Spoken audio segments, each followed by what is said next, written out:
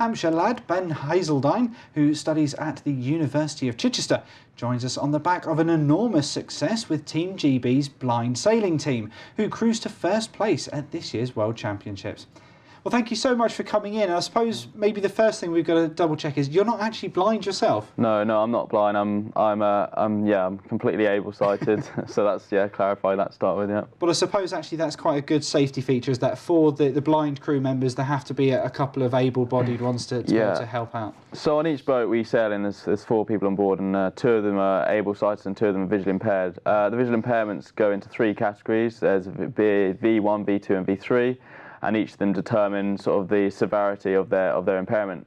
So the job of us isn't so much safety. The blind sailors are perfectly capable themselves. It's more direct them in racing situations. So for me, I'm the tactician. So what I do is I control the boat with my voice. So I'll paint a picture, I'll discuss tactics, I'll make all the decisions, and then the crew on board will follow those decisions through and execute them as best they can. I suppose sometimes if the conditions out there are a little bit choppy, that's not an easy job to do. No, it's not an easy job. It's hard, but the crew I am with are very, very good. And the one thing with a visually impaired helmet, you need consistency on the steering. So the person I sail with, Lucy, she's very consistent, so I can always trust that her movement is going to be at a certain ratio. She'll always be able to judge where the boat is going, and we're quite confident as a team.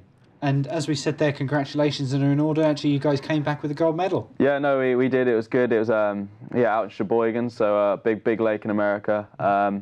It was good event, quite a light wind event, most of the event. In our fleet, we were racing two other teams. We were racing Canada and America. We managed to get straight victories, but we won the overall cup as well, which consisted of a lot more teams in different categories, and the overall points together all combined meant that we took the overall victory and our personal victory. And is this the medal here? That is the medal there. Do you mind if we show you? No, that's fine. So, yeah.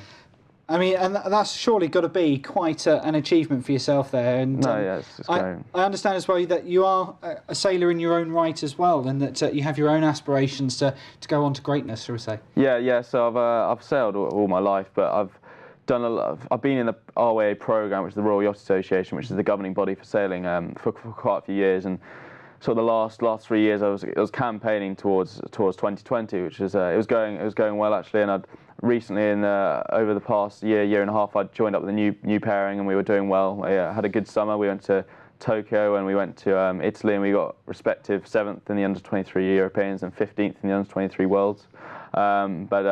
So it was good, but my university degree took a bit of a priority, and I've stepped it back for these 2 years, but I'm definitely planning on going back in the near future to try and start competing at elite level again. Wow, I mean, it's always nice to have kind of a fallback in the way of a degree, but for maybe those people at home that aren't quite sure, you mentioned earlier that this medal came from sailing on a lake. So how does lake sailing compare with open water?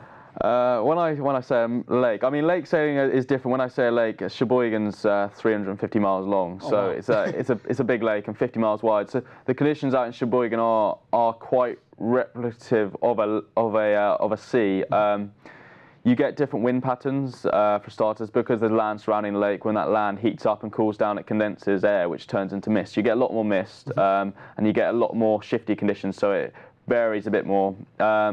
But the sea state is quite similar depending on the direction. If it's coming from the top of the lake, it's very replicative of the sea. But if it's coming from a shore that's closer to you, so it's called an onshore breeze. If it's coming on offshore breeze, then it's more similar to traditional lake. It's quite flat waters, and the wind's very shifty. So it was in between. Quite a lot of fun though. Yeah, no, it was great. It was great fun event. I enjoyed every minute of it. Actually, it's a completely different sailing experience to what I'm normally used to. So it was really good to be competing in a different sort of category. Excellent. And as we said there, sailing is an activity that actually anybody, if they have the right mind, can get involved. But if anybody did want to come and get involved with blind sailing, how would they go about doing that? Yeah, so blind sailing is quite a well-known organisation now. It's got a big following on Facebook and a website. So if you go on Facebook, it'll be UK Blind Sailing, and their website is the same as that as well. So UK Blind Sailing is where you need to get in touch, and there'll be an email address, contact information, and anyone's able-sighted, non-sighted. We want volunteers all the time, racers, anyone to get involved is just awesome. Yeah. And fingers crossed we'll see you in the 2024 Olympics now. That'd be a great, that'd be awesome. Yeah. Excellent. We'll come back and let us know how you get on. Thank you very much. Thank you.